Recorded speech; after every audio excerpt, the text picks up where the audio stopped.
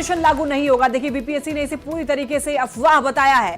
Normalisation का प्रस्ताव नहीं था।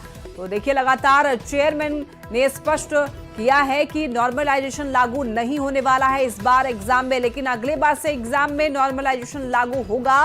बीपीएससी के चेयरमैन ने यह बात कही है। तो पटना से बड़ी खबर आप तक पहुंचा रहे हैं। बीपीएससी ने एक नोटिस जारी कर दिया है। 17वीं बीपीएससी पीटी में नॉर्मलाइजेशन लागू नहीं होने वाला है। पूरी तरीके से अफवाह है। अफवाहों पर ध्यान न देने की अपील की गई है बीपीएससी के चेयरमैन की तरफ से। ऐसे में न्यूज 18 भी आपसे यही अपील करता है कि अफवाहों पर ध्यान बिल्कुल भी ना दे। नॉर्मलाइजेशन का प्रस्ताव नहीं था।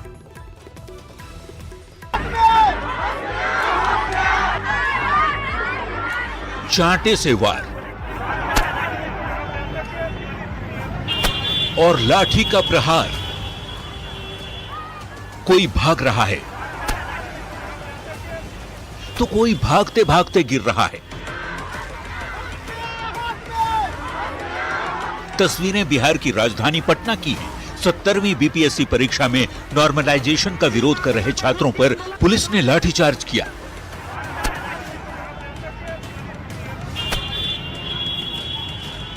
बीपीएससी के बाहर प्रदर्शन कर रहे अभ्यर्थियों को पहले पुलिस ने रोकने की कोशिश की, लेकिन अभ्यर्थी बिना चेयरमैन से मिले जाने को तैयार नहीं थे। इसी दौरान अभ्यर्थियों और पुलिस के बीच पहले तो धक्का मुक्की की स्थिति बनी। धीरे धीरे बवाल बढ़ा और पुलिस ने अभ्यर्थियों पर लाठीचार्ज कर दिया।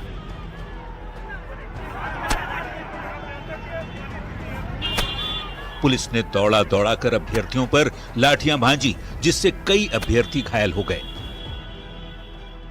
मल्टीपल क्वेश्चन को लेकर जो क्वेश्चन सेट है उसको लेकर जो भ्रम है, इसी भ्रम को दूर करने के लिए, इसे खत्म करने के लिए अभ्यर्थी जो है पटना पहुंच गए हैं। अभ्यर्थी बीपीएससी परीक्षा में नॉर्मलाइजेशन का विरोध कर रहे हैं। No multiple set question paper और 1 डे 1 शिफ्ट में परीक्षा लेने की मांग को लेकर अभ्यर्थी पटना पहुंचे थे। जवाब चाहिए कि जो नॉर्मलाइजेशन को लेकर के संशय बना हुआ है और उन्होंने कोई भी अब इसके बारे में स्पष्टीकरण नहीं दिया है, वो नोटिस ये जारी करे और इसका स्पष्टीकरण करे कि नॉर्मलाइजेशन नहीं हो रहा है।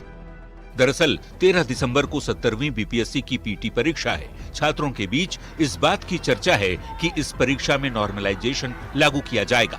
छात्र नॉर्मलाइजेशन को किसी भी हाल में लागू होने देना नहीं चाहते। हालांकि गुरुवार को बीपीएससी ने साफ किया था कि परीक्षा विज्ञापन के आधार पर ही होगी। न्यूज 18 के लिए पटना से रजनीश कुमार और संजय कुमार की रिपोर्ट। बड़ा अपडेट देते हैं आपको। पुलिस का ये बड़ा बयान है, बताते चले आपको। खान सर गिरफ्तार नहीं हुए हैं। अपडेट आप तक पहुंचा दें, खान सर की गिरफ्तारी नहीं हुई है। हमारी अभी बातचीत हुई है और ऐसे में आपको ये अपडेट न्यूज 18 बिहार झारखंड दे रहा है कि खान सर पुलिस की गिरफ्त में नहीं है, पुलिस की हिरासत में नहीं है। खान सर की गिरफ्तारी नहीं हुई है। तो ये बड़ा अपडेट इस मामले में। बीपीएससी अभ्यर्थी लगातार प्रदर्शन कर रहे हैं और ऐसे में आपको ये अपडेट पहुंचा रहे हैं। गर्दनीबाग में प्रदर्शन लोग कर रहे हैं, लेकिन खान सर की गिरफ्तारी नहीं हुई है।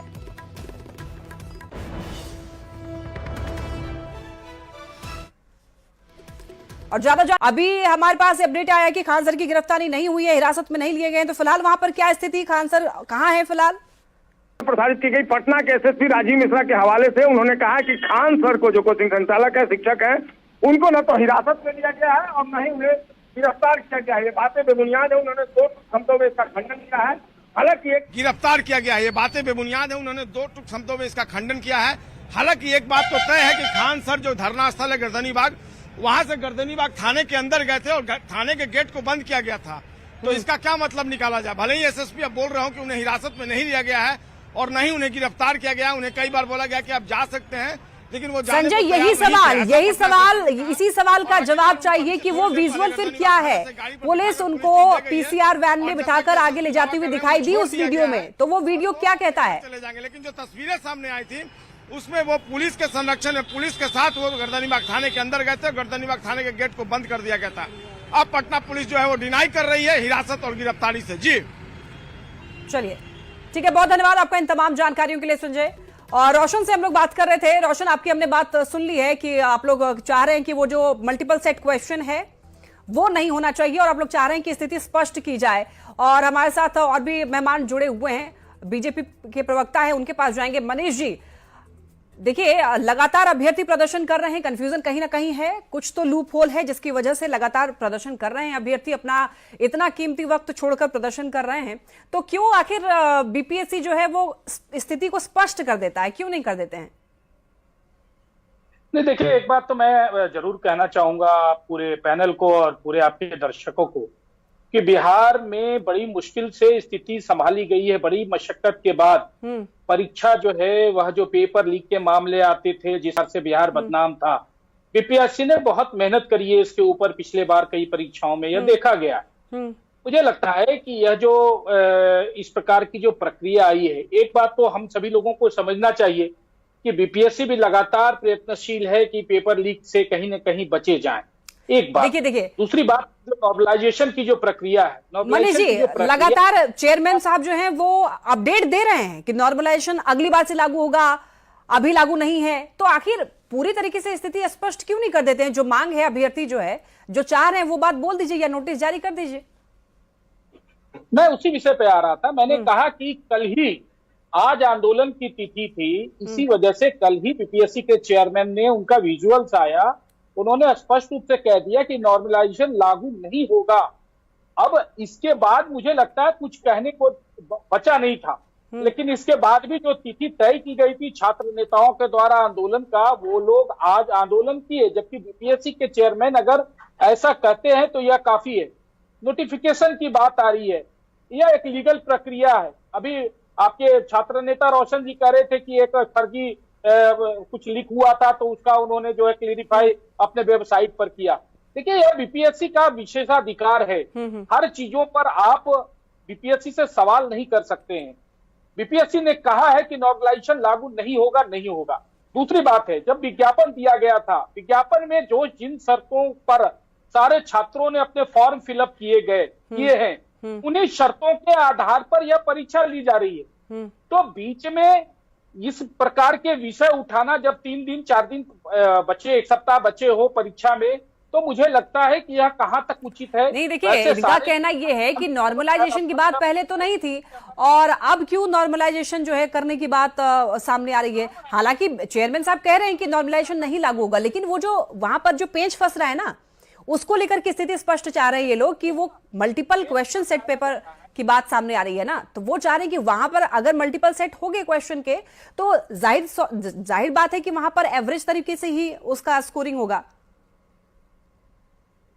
नहीं, देखिए, ये चीजें जो है, जो क्वेश्चन पेपर सेट की जो बात हो रही है, एक बात तो बड़ा स्पष्ट है कि जब विज्ञापन निकला था इसका, पिछले सारी 14 परीक्षाएं इसी आधार पर ली गई है बिहार की बीपीएससी के।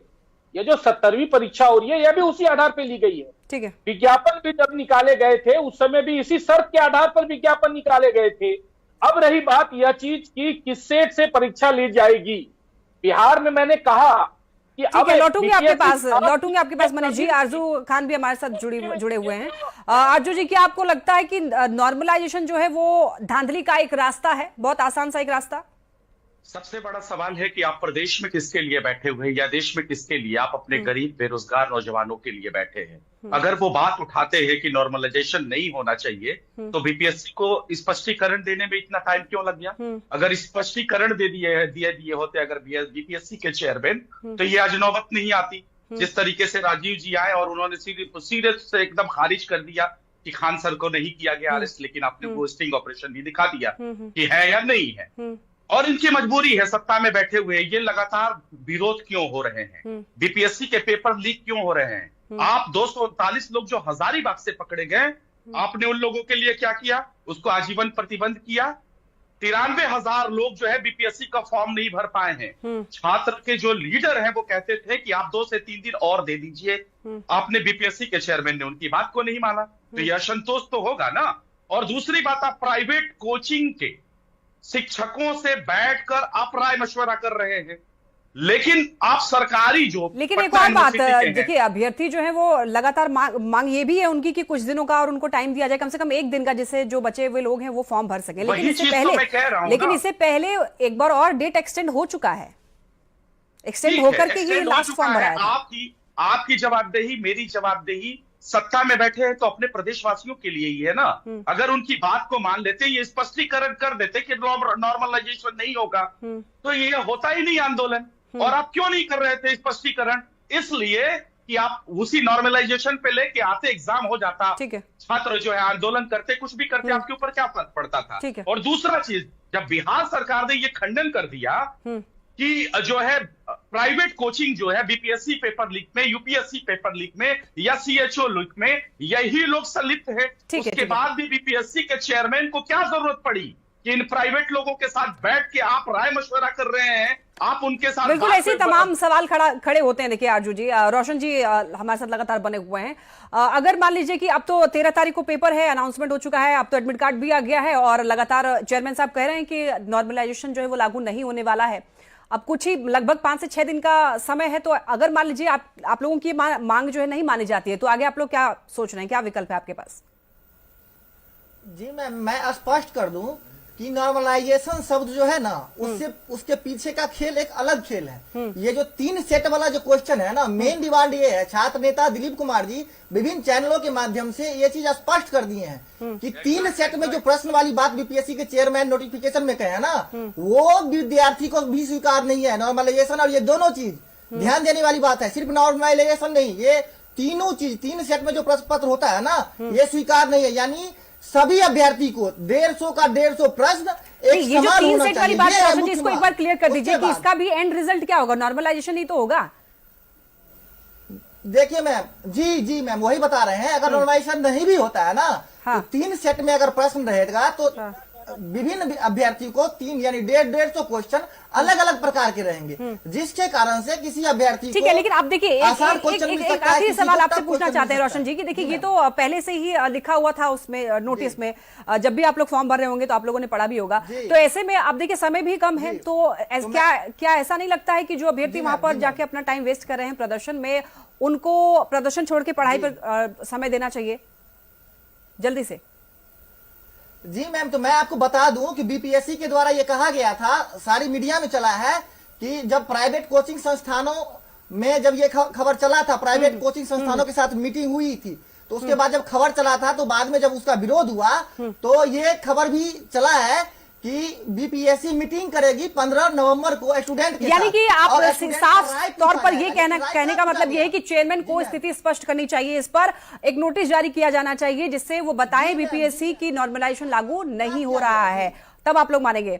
फिलहाल आप लोगों का बहुत शुक्रिया हमारे साथ जुड़ने के लिए इस चर्चा में। तो ऐसे में न्यूज़ 18 भी आप लोगों से यही अपील करता, आप लोग जाकर के पढ़ाई करें।